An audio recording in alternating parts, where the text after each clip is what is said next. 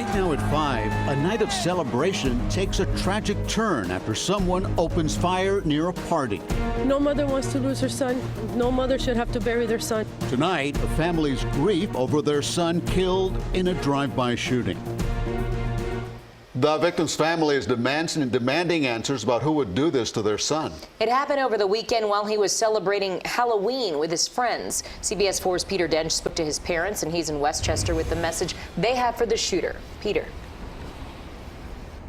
Well, Lauren and Elliot, Angel Cueli's parents had heard that he was an innocent victim of the shooting. He transferred here to Coral Park Senior High School just 3 weeks ago. He had big dreams. He wanted to be an architect. Now his parents are utterly devastated. As a mother, no mother wants to lose her son.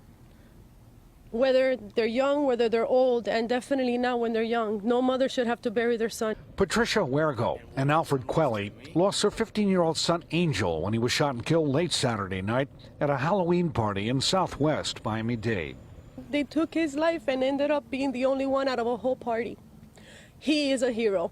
He became the target so nobody else had to suffer. Angel was their only son. What my son was to me, he was me. He was. He was me. He was me physically, he was me mentally, he was me emotionally, and he was one extra thing. He was more. Potential for an amazing and strong light has been eliminated into this world.